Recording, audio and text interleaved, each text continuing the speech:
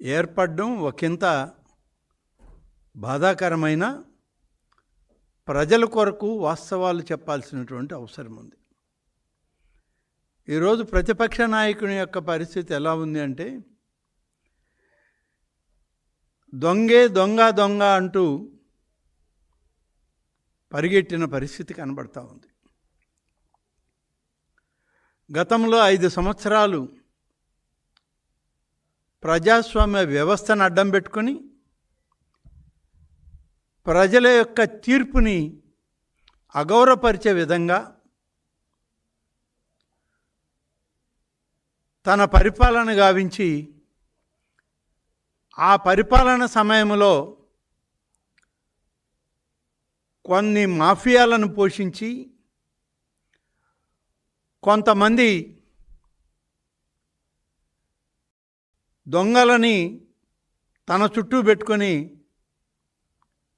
రాష్ట్ర ప్రజల్ని నిర్లక్ష్యం చేసి పరిపాలనా వ్యవస్థలన్నింటినీ కూడా భ్రష్టు పెట్టించినటువంటి వ్యక్తి. దొంగ చేతికే తాళాలిస్తే ఏమవుద్దో అది 5 సంవత్సరాల కాలం ఈ రాష్ట్ర ప్రజలు ఒక దిగజారిన వ్యవస్థలో, నైతికంగా పతనమైనటువంటి వ్యవస్థలో వాళ్ళు బ్రతుకు జీవుడా అని చెప్పి ఉన్నటువంటి పరిస్థితులను గమనించాం. తిరుమల తిరుపతి దేవస్థానానికి సంబంధించి ఏ ఒక్క వ్యవస్థను కూడా మనుగడలోకి రానియని పరిస్థితి. తన బంధువులను, తనకు అత్యంత ఆప్తులను ఇవాళ ప్రపంచ ప్రఖ్యాతిగాంచినటువంటి తిరుమల తిరుపతి దేవస్థానానికి అధిపతులుగా పెట్టి నువ్వు చేసినటువంటి దుర్మార్గం అంతా ఇంత కాదు. దురదృష్టం, ఆనాడు పరిపాలన చేసినటువంటి వ్యక్తి,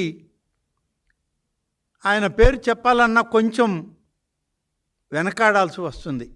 మన నోటితో ఆయన పేరు ఎందుకు చెప్పాలి? కానీ ఒక విషయం చెప్పక తప్పదు. నాడు వైఎస్ఆర్ కాంగ్రెస్ పార్టీ ప్రభుత్వంలో ముఖ్యమంత్రిగా పనిచేసినటువంటి జగన్ రెడ్డి తిరుమల తిరుపతి దేవస్థానాన్ని కూడా వదిలిపెట్టకుండా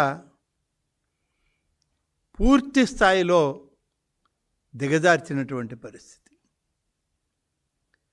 పరకామణి దుర్వినియోగం చేస్తే, పరకామణిలో ఉండి లెక్కింపులో దోపిడీ జరిగితే ఆ దోపిడీని కప్పిపుచ్చే ప్రయత్నం. కోట్లాది మంది శ్రీ వెంకటేశ్వర స్వామి యొక్క భక్తులు ఆ స్వామిని కొలిచి ఆ స్వామి సన్నిధిలోని ప్రసాదం తీసుకుంటే ఆ లడ్డూ ప్రసాదం వారికి, వారి కుటుంబాలకి ఒక మంచి ఆధ్యాత్మికమైనటువంటి ప్రసాదాన్ని చేశామనేటువంటి ఒక ఆత్మసంతృప్తి ఉండేది.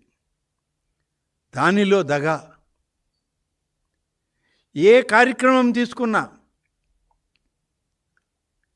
మాఫియా రాజ్యం నడిచిందే తప్ప మరొకటి కాదు అనేటువంటి విషయం. ప్రజలు ఇప్పుడిప్పుడే, ఆంధ్ర రాష్ట్ర ప్రజానీకమే కాదు, ఆధ్యాత్మికతని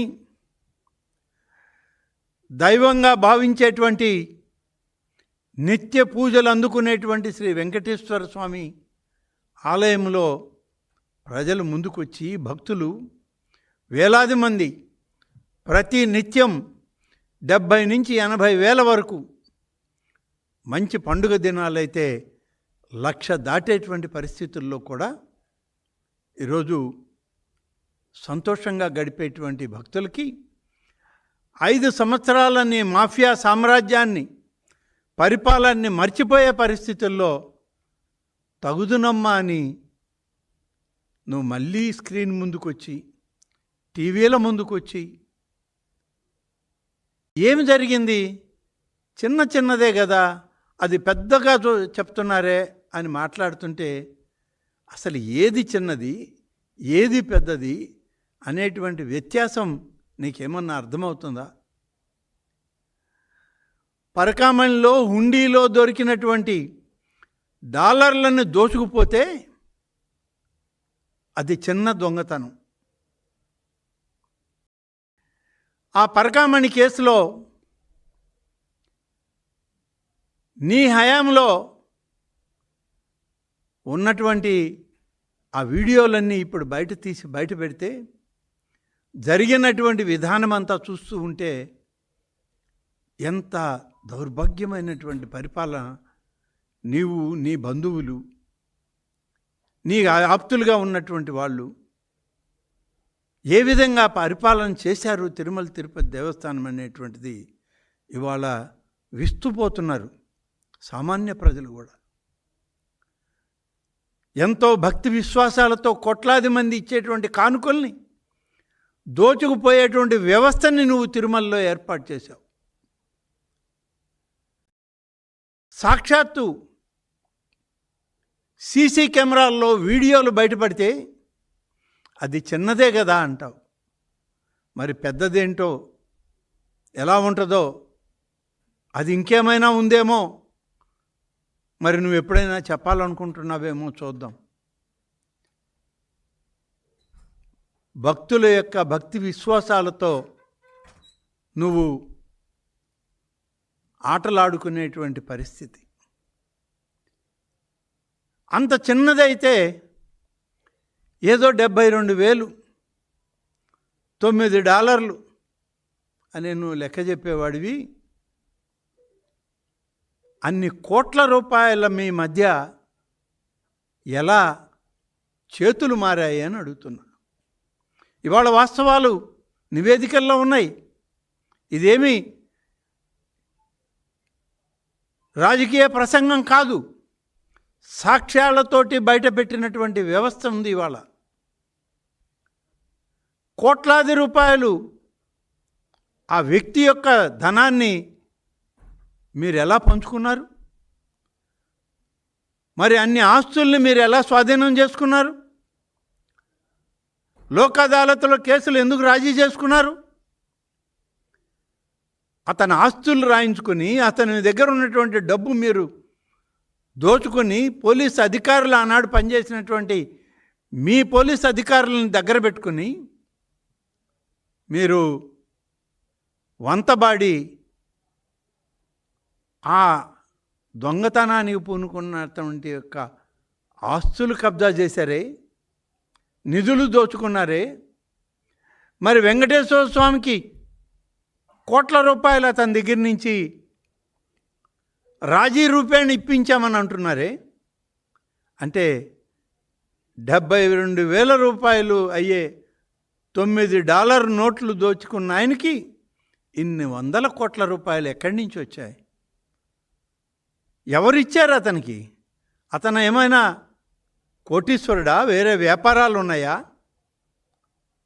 దుర్మార్గంగా చేసిన తప్పును కప్పిపుచ్చుకోవడానికి అతనితో రాజీపడి అతని ఆస్తులు కొల్లగొట్టినటువంటి నీ బంధువులు, నీ ఆప్తులు, నీ అధికారులు, నీకు తాబేదారులుగా పనిచేసినటువంటి కొద్దిమంది మొత్తం పరకామణి కేసునే మూసివేసే పరిస్థితి తీసుకొచ్చి దానికి లోక్ అదాలత్ అనేటువంటి ఒక మసిబూసి మారేడికాయ చేసే పరిస్థితి వస్తే ఇంత దుర్మార్గమా? హుండీల్లో డబ్బులు కూడా దోచుకునే పరిస్థితి అంత దిగజారిందా నువ్వు, నీ పరిపాలన? ఇక మీరు ఎవరిని వదిలిపెడతారు? ఆ దేవదేవుణ్ణే వదలనటువంటి మీరు సామాన్య ప్రజలను వదిలిపెట్టారు అంటే ఈ సమాజం నమ్ముతుందా? ఈ రాష్ట్ర ప్రజానికం విశ్వసిస్తుందా ఇంకా మీ మాటలు? ఇప్పటికైనా కనీసం ఆ దేవదేవుని దగ్గరికి పోయి సాష్టాంగ ప్రమాణం చేసి మేము తప్పు చేశామనేటువంటి మాట అయినా చెప్పండి. లేకపోతే ఆ భగవంతుడు క్షమించడు, ఈ రాష్ట్ర ప్రజానీకం క్షమించదు మిమ్మల్ని. లక్షల కోట్లు దోచుకున్నారు, ఒకటి కాదు, రెండు కాదు. మరి ఇటువంటి పరిస్థితుల్లో ఆ తిరుమలకి సంబంధించే కల్తీ నెయ్యి ఎక్కడి నుంచి వస్తుంది అని అంటే, ఏ మారుమూల గ్రామంలో ఉన్న ముసలమ్మని అడిగినా నెయ్యి ఎలా తయారవుతుంది తల్లి అని అడిగితే, పాలు కాయాలి, పాలు వేడి చేయాలి, ఆ వేడి పాలను చల్లార్చాలి, దానికి చెమిరి వేయాలి, తర్వాత దాన్ని కవ్వంతో చిలకాలి, గ్రామీణ భాష చెప్తే దానిలో నుంచి వచ్చే వెన్న తీయాలి, ఆ వెన్నను కరిగించి నెయ్యి చేయాలి, అది నెయ్యి. కానీ చుక్క పాలు లేకుండా నెయ్యి తయారు చేసినటువంటి ఘనత అసలు ప్రపంచంలోనే ఇదొక వింత. మామూలుగా 8 వింతలు ఉన్నాయంటారు ప్రపంచంలో.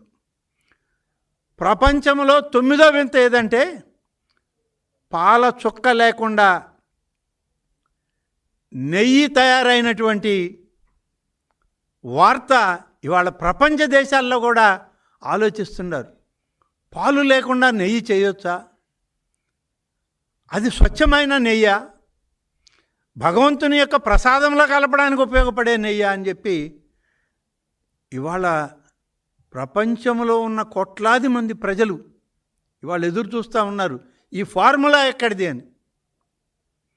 అంతటి గొప్ప ఫార్ములాను తయారు చేసినటువంటి నీ వ్యవస్థ సిగ్గుపడాలి. నువ్వు ఏమంటారు? మీరు చైర్మన్లుగా పనిచేసిన వాళ్ళు, నీకు ఆప్తులు, ఆత్మీయులు, ఏమీ జరగలేదు, మేమంతా బాగా చేశామని చేసేటప్పుడు